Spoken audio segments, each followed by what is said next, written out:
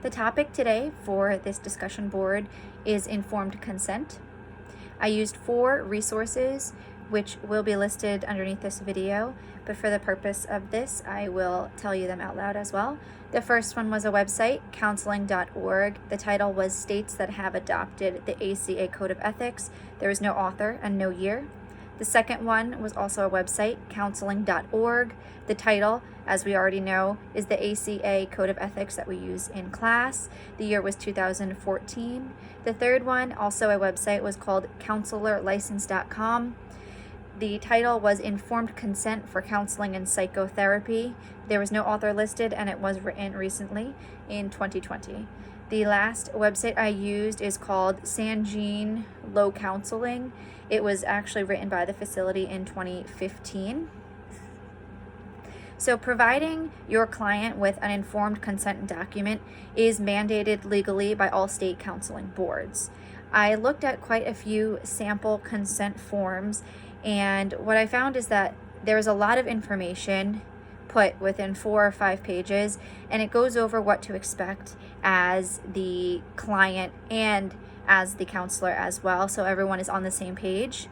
Some of the bullet points that I found that were most important were that it explains what service is being offered, obviously, the type of therapy, the appointment type, time, their cancellation policy as well, the amount of sessions that the client will be receiving. Of course, this could be filled in later once they come to an agreement. It includes information about having a professional relationship only with the therapist. For example, you can't invite your therapist to your graduation. That would be considered unprofessional and go against the code of ethics.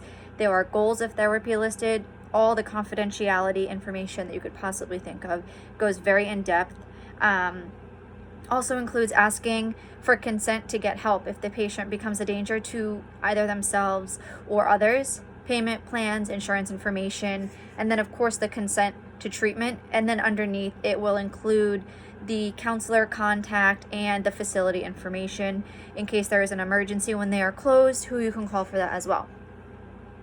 So there are a lot of recommendations for the ACA Code of Ethics.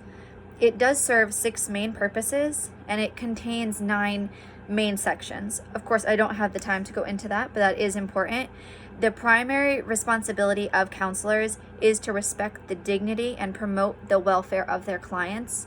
In addition, the recommendations within the Code of Ethics help counselors with making proper ethical choices when there is an ethical dilemma or problem.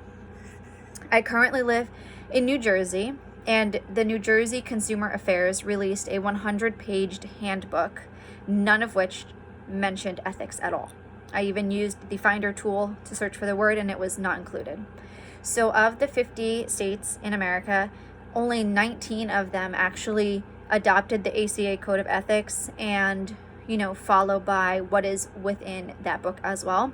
And New Jersey is one of the ones that does use it. So that does make somewhat sense as to why New Jersey may not have their own that includes ethics. So New Jersey has an administrative code instead. So it's considered law and public safety.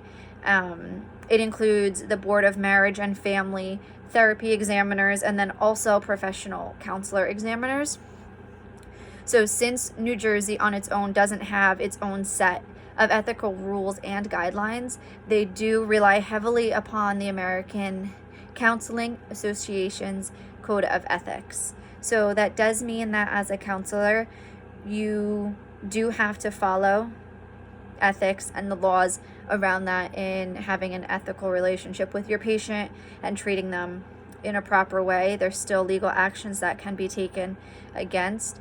But it was very interesting to me that only 19 states actually use the Code of Ethics, and I would have loved to learn more about the ones that don't, but obviously we don't have time for this. Thank you so much for listening, and I look forward to hearing yours as well.